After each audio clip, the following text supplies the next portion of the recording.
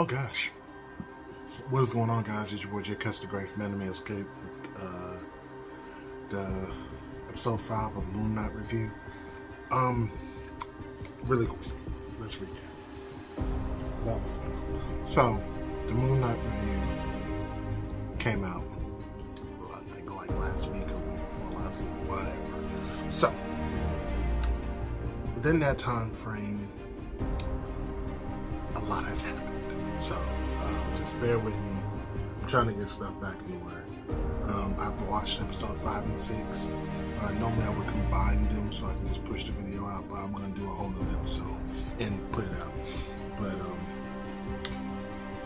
it was Moonknight episodes, then Doctor Strange and Multiverse of Madness. That's a whole other video for another day. So, I'm going to just go over 5 as quick as possible and then push that out into tomorrow. You guys can receive 6 and then just be done with it and just be done with the series. So it's been out, so I'm not even gonna give you guys spoilers. It's been out for a while. So episode starts off with episode 4. Was it the goddess? I forgot. The goddess. She's like a transporter of souls to be judged and stuff like that. So they're talking to her, and she's like, "Oh, you know, this is." She was like, "You guys are really dead. You guys are really, really dead."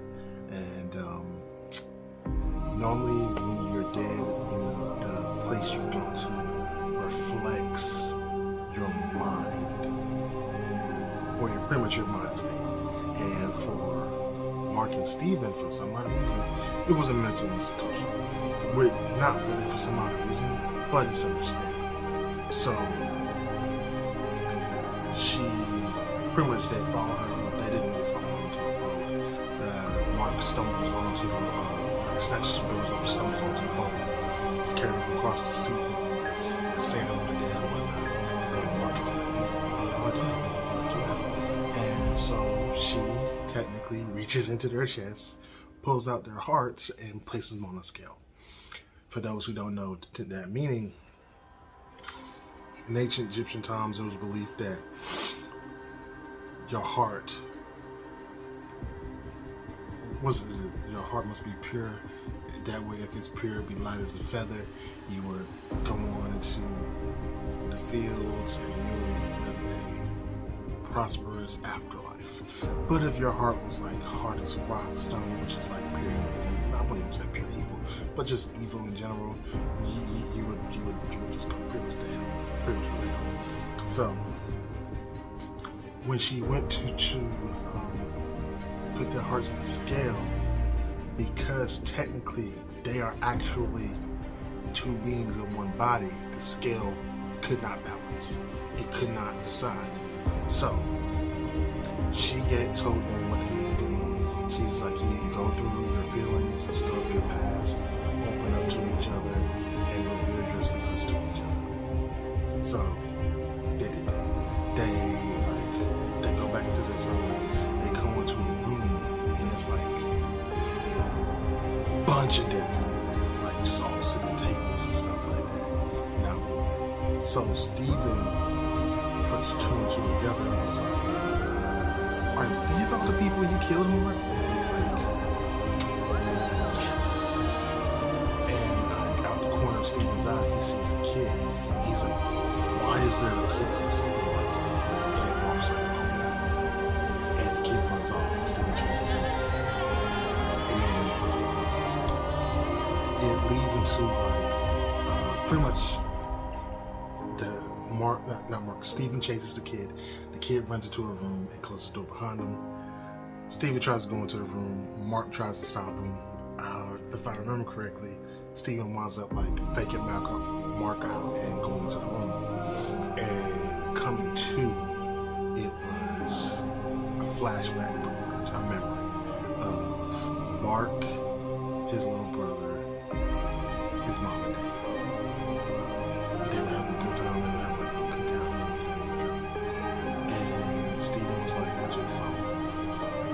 So the whole time it's showing what happened. So Mark was the older brother.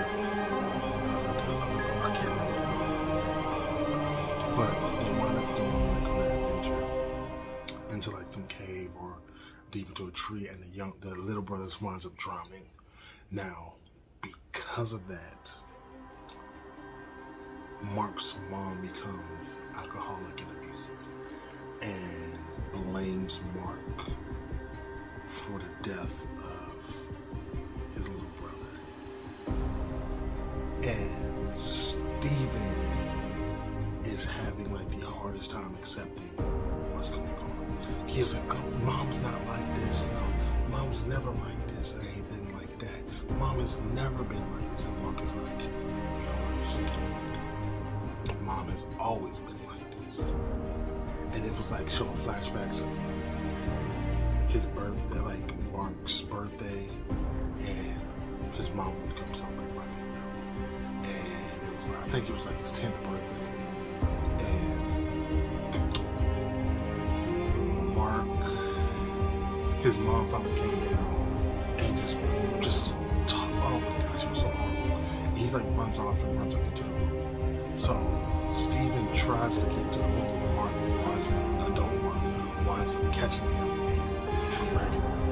He was like, you can't go there. He's like, you cannot go in that room at all. He's like, no, you can't go there. So they start fussing and stuff.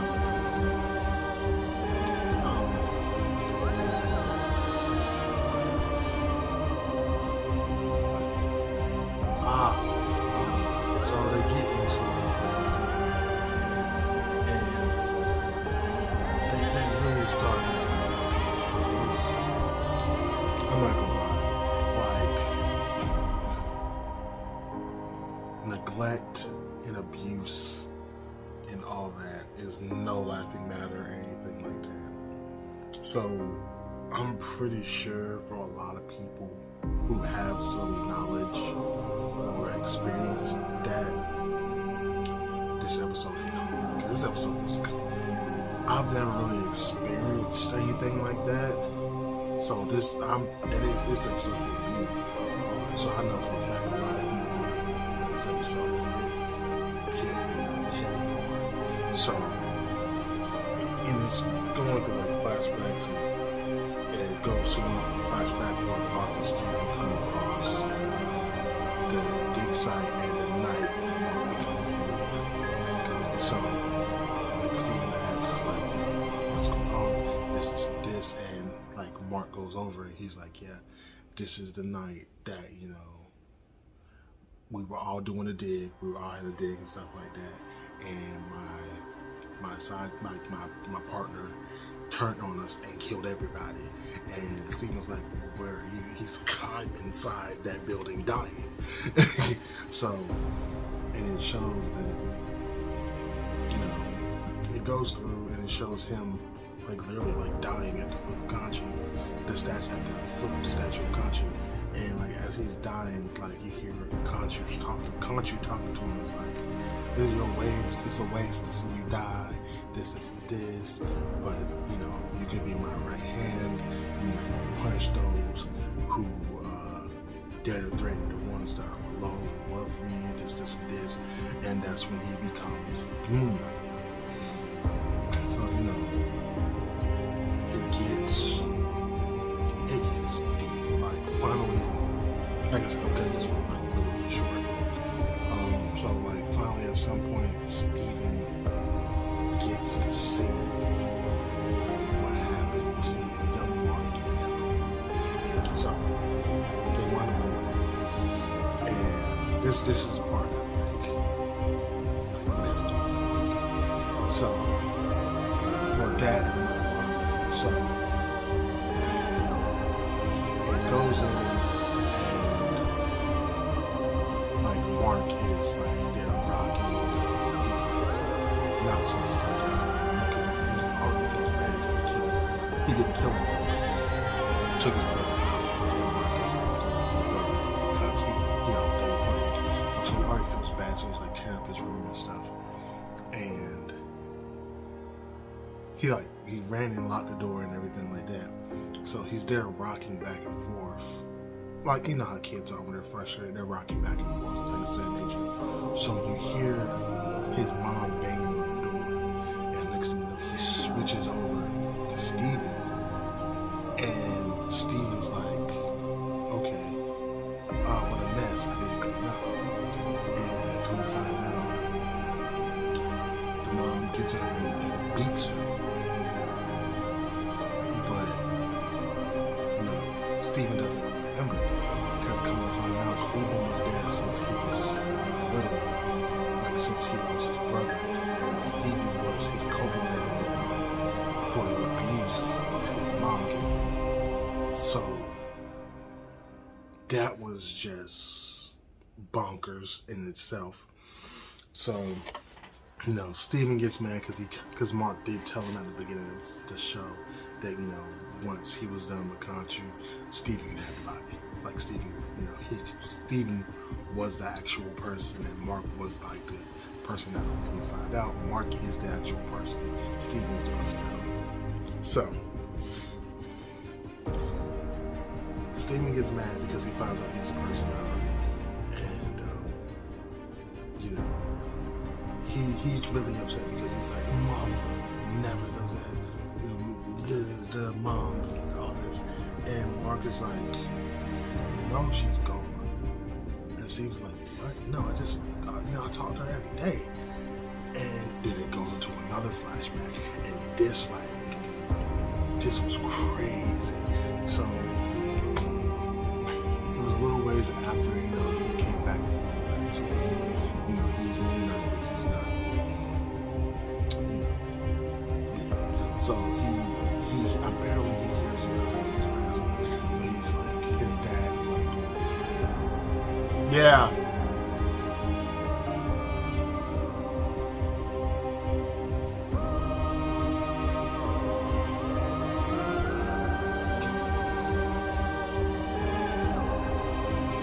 Okay. So, how to make bottles for my son. So yeah, back to where I was at.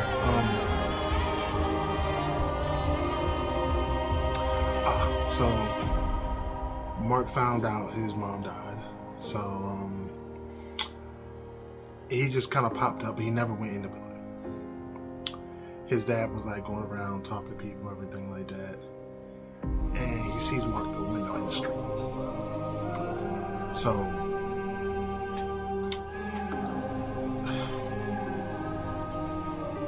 it is truly heartbreaking. So he's out inside across the street drinking, and the dad was like, he does this motion like, come on in, you know, people want to see you, people want to talk to you, you know, you don't want to have to deal with this abuse and stuff like that. He takes a swig or whatever he was drinking, tucks in his pocket, and starts walking down the street.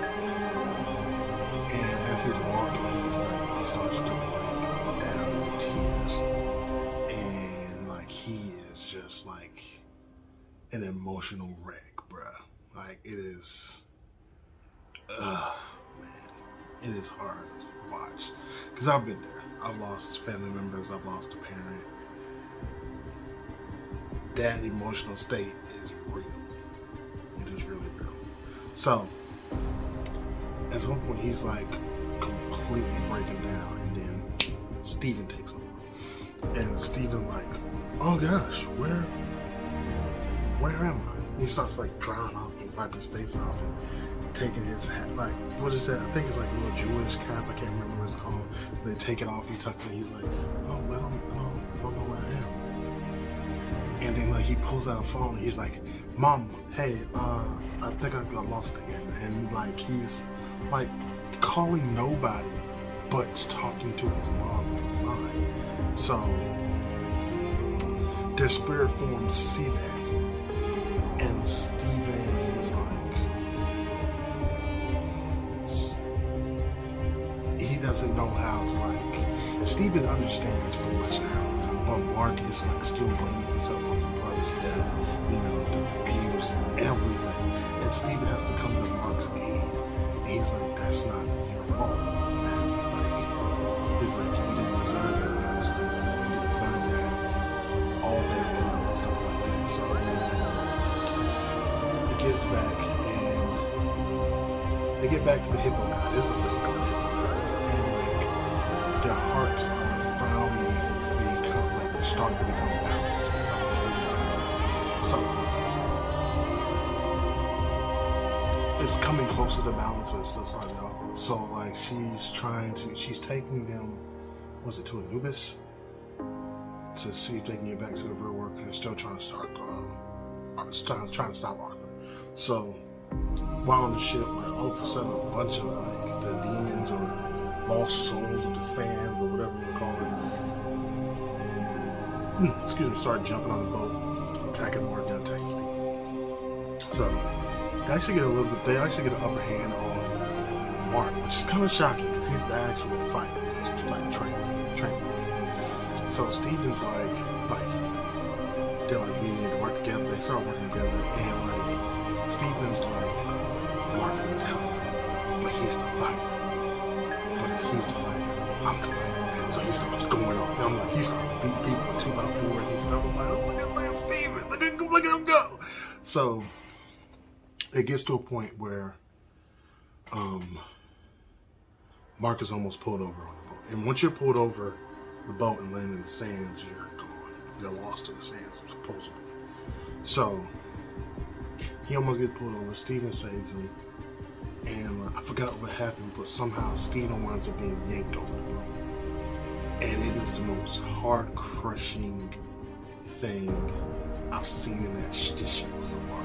Because it's like, I mean, you see it in all the shows, like two opposing opposites finally become one or unified and, you know, finally become to a common understanding, then it's snatched away.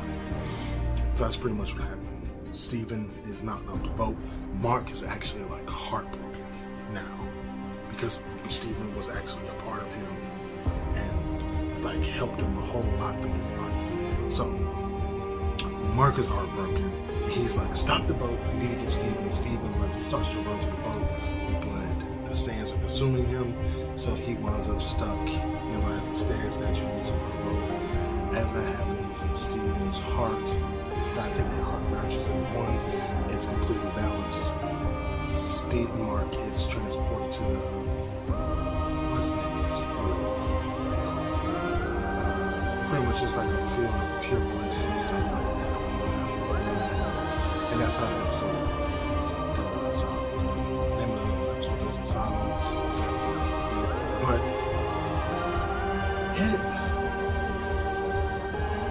this was a tough episode, especially with the news, the loss, you know, the reveals. And it was a tough episode to watch. It really was. It's not something, you know, Disney is actually kind of going on like a realistic thing. They did it with WandaVision. That Loki did it with Loki, with the betrayal and stuff like that. They touched some more serious issue with Captain America movies. They're starting to touch serious issues. So I completely understand. It's diving deep and it's cutting deep. So, yeah, man, this episode was tough. This episode was really tough. But thank you guys for watching. Thank you guys for staying tuned. Like I said, tomorrow, the last episode will be up. And then we'll be doing a review of a spoiler-free review for Doctor Strange and the Multiverse of Madness. Oh my god. But anyway, stay true, stay savage, people. I'm out. Bye.